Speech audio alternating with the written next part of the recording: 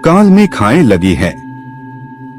यह दूसरी घटना है। डॉक्टर संतोष सिंह भदौरिया कैसे श्री राधा रमन मिश्र जी से मिले और क्या हुआ। किसी संस्कारवश संतोष भदौरिया भी बाल से काल ही संत महात्माओं की तरफ आकर्षित होते रहे थे। अध्यात्म में ज्यादा मन लगता था, लेकिन गांव समाज का माहौल ऐसा था कि उनकी मूल्य चाहत कहीं रवि ही रह जाती थी, या शायद अध्यात्म में जाने का समय नहीं आया था। फिर भी झुका हो तो बना ही रहता था। इसी झुकाव के चलते अपने आप से कुछ कुछ प्रयोग करते रहते थे। कभी ध्यान करने लग जाते थे, कभी दूसरे व्रत। चूंकि कोई गुरु नहीं थे, इसीलिए दिशा भी तय नहीं थी, फिर भी स्वप्रयासों में कोई कमी नहीं थी। करीब 18 वर्ष की आयु में ही यह व्रत ले लिया था कि वे जीवन भर अन्य ग्रहण नहीं करेंगे, केवल फल या वनस्पति ही खाकर जीवित रहेंगे। करीब 2 वर्ष हो गए। चूंकि जिससे जैसी प्रवृत्ति होती है, उन्हें वैसे ही लोग भी मिलते जाते हैं और दिशा भी उसी प्रकार की तरह होती जाती है। उसी आधार पर एक पहचान सम्मान का भी अलग स्थान बन जाता है। इसी आलोक में कानपुर के मित्र ब्रिजेश अवस्थी उन्हें बताया कि हमारे एक गुरु हैं, श्री राधारमण मिश्र जी फतेहपुर के बरिगवा गांव में रहते हैं।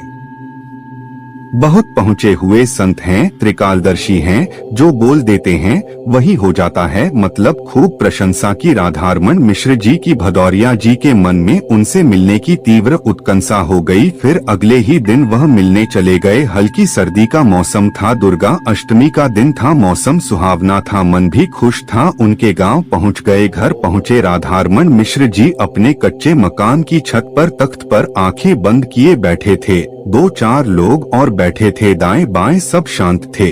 ब्रिजेश अवस्थी व भदौरिया जी ने जाकर दंडवत प्रणाम किया और बैठ गए। राधारमण मिश्र जी मैं आंखें ही नहीं खोली। कुछ देर बाद ब्रिजेश अवस्थी ने उन्हें बताया कि उनके मित्र हैं। भदौरिया जी कानपुर के हैं, बड़े भक्ति भाव वाले हैं, जीवन भर अन्य न खाने का व्रत ले रखा है, आपके दर्शन के लिए आए हैं। राधारमण मिश्र जी पहले की ही भांति आंखें बंद किए बैठे रहे, जैसे कुछ सुना ही नहीं, कुछ भी नोटिस नहीं लिया, केवल शांत बैठे रहे। अवस्थी जी को यह अच्छा नहीं लग रहा था कि राधारमण मिश्र जी इतनी अनदेखी क्यों कर रहे हैं। भदौरिया जी से तो नजरें ही नहीं मिला पा रहे थे। 4-5 मिनट बाद अवस्थी फिर उठे और राधारमण मिश्र जी के कान के समीप गए। उन्हें लगा कि उम्र के चलते राधारमण मिश्र जी कुछ कम सुनने लगे हैं। हो सकता है उन्हें आने का पता ही ना चला हो या फिर सुना ही ना हो। फिर थोड़ा जोर से बोले कि हमारे मित्र हैं, भदौरिया जी भक्ति भाव वाले हैं, आपका आशीर्वाद लेने आए हैं, जीवन भर अन्य ना खाने का व्रत कर रखा है। राधारमण मिश्र जी ने फिर भी आंखें नहीं खोली, पर कुछ क्षण बाद अवस्थी मिश्रित गांवई बोली में कुछ शब्द कहें। केवल एक वाक्य की कालते खाए लगी हैं, यानी कल से खाने लगेंगे। इतना सुनते ही भदौरिया जी का तो अंदर अंदर पारा चढ़ गया, क्रोध आने लगा। अवस्थी को इशारा किया, चलो यार यहाँ से, परंतु मन ही मन कह रहे थे कि इस बाबा को कुछ नहीं पता।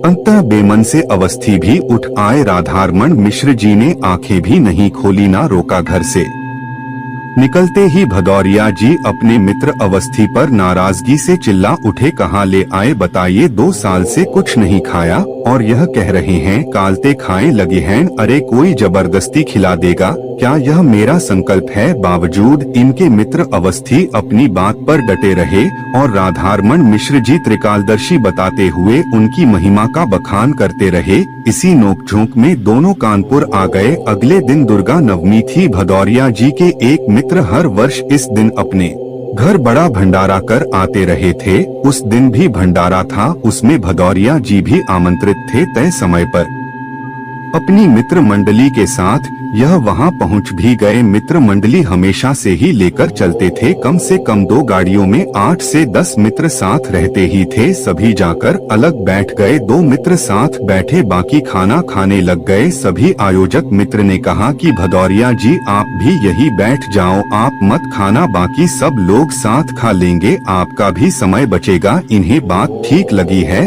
उठकर पंगत में आ गए। वहाँ में जो के पीछे लाइन में कुर्सियाँ लगी थी, उन्हीं पर खाना परोसा जा रहा था। भदौरिया जी किनारे वाली कुर्सी खींचकर और किनारे हो गए। तभी उस मित्र ने कहा कि खाना मत बैठ तो साथ जाओ पंगत में। यह फिर साथ आकर बैठ गए। पत्तल लगा दी गई। उन्होंने मना किया तो बोले कि ऐसे तो अच्छा नहीं लगेगा, खाना मत। पत्तल तो लगवा ली। फिर प्रसाद परोस दिया गया। भदौरिया जी ने मना किया तो मित्र बोले कि परोसने दो, खाली पत्तल अच्छी नहीं लगेगी, तुम मत खाना, कोई और खा लेगा। उन्होंने कहा तो परोस दो। परोस दिया गया। इसके बाद वही मित्र फिर सामने आए और बोले प्रसाद लो। इस पर भदौरिया जी गुस्साए बोले मैंने पहले ही मना किया है कि नहीं खाना। मित्र बोले यह प्रसाद है, एक कौर ले लो, प्रसाद का अपमान नहीं होगा। तभी कई मित्र भी समर्थन करने लगे कि एक कौर ले लो, ये मना करते रहे। इस पर कई मित्र बोले कि तुम एक कौर नहीं दोगे तो हम भी नहीं खाएंगे,